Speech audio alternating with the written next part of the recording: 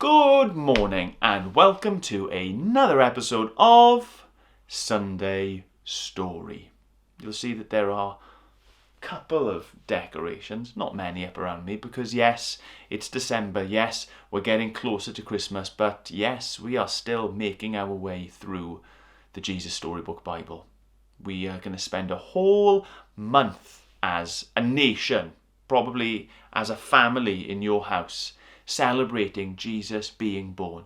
And the great thing that we are doing this year as we keep going through the Jesus Storybook Bible is finding out exactly why that baby came. So I don't want to spoil the story at all. We're going to listen to it in just a few moments.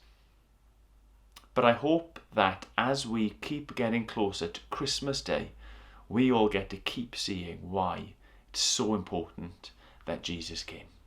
All right then. Here we go. Enjoy.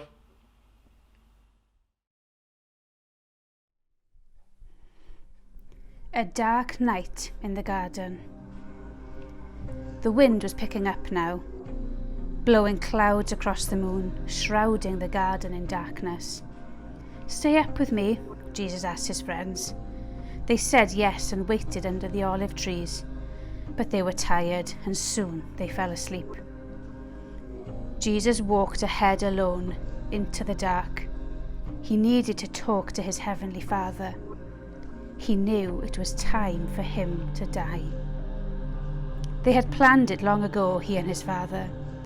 Jesus was going to take the punishment for all the wrong things anybody had ever done or ever would do. "Papa, Father," Jesus cried, and he fell to the ground. Is there any other way to get your children back? To heal their hearts? To get rid of the poison? But Jesus knew there was no other way. All the poison of sin was going to have to go into his own heart. God was going to pour into Jesus' heart all the sadness and brokenness in people's hearts. He was going to pour into Jesus' body all the sickness in people's bodies. God was going to have to blame his son for everything that had gone wrong, and it would crush Jesus. But there was something else, something even more horrible. When people ran away from God, they lost God. It was happening when they ran away. Not being close to God was like a punishment. Jesus was going to take that punishment. Jesus knew what that meant. He was going to lose his Father.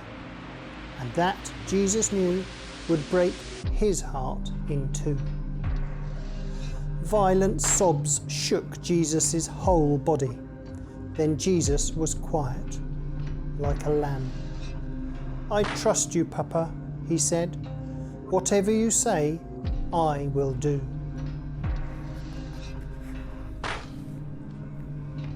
Suddenly, through the trees, a glitter of starlight flashed off steel. Into the quiet garden came whispers, muffled voices, clanging metal, and the sounds of boots marching. Jesus stood up. He woke his friends. "Now is the time," he said gently. "Everything that was written about me, what God has been telling his people all through the long years, it's all coming true." And into the night, with burning torches and lanterns, with swords and clubs and armours, they came, an army of soldiers. Judas led them straight to Jesus so they could arrest him. Jesus was waiting for them. Peter leapt up, took a sword, and tried to defend Jesus. He sliced off a guard's ear. Jesus immediately touched the guard and healed him. "Peter," he said, "this is not the way." Peter didn't realise that no army, no matter how big, could ever arrest Jesus. Not unless Jesus let them. Then Jesus, who had never done anything except love people, was arrested, as if he was a criminal. Jesus' friends were afraid, so they ran away and they hid in dark shadows. The guards marched Jesus off and took him to the leaders. The leaders put Jesus on trial. "Are you the Son of God?" they asked. "I am," Jesus said. "Who do you think you are, to call yourself God? You must die for calling yourself the Son of God." Only the Romans were allowed to kill prisoners, so the leaders made a plan. "We'll tell the Romans this man wants to be our king, and then they will crucify him." But it would be all right. It was God's plan. "It was for this reason that I was born into the world," Jesus said.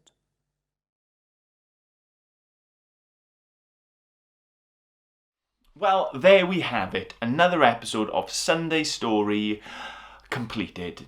Tick it off the to-do list. Now, there is something extra special that I want to tell you about today. Normally, I would say it's time for you to run off, to do your craft and to gather back together for Zoom at 11:30. But I'm afraid to say maybe you won't have time to do a craft today because the Nativity, a lot of our church children spent time recording and I spent time putting together, is going to be shown this morning in our normal Sunday service. So that means from 10:30 on our YouTube or on our Facebook channel, you can watch this year's AEC Digital Nativity.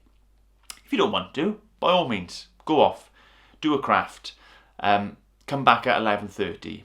But maybe, just maybe, you want to tune in and see if you can spot yourself in our Christmas story. Okay, well, go get a snack, go get some juice, settle in and get ready for this year's Nativity. Goodbye.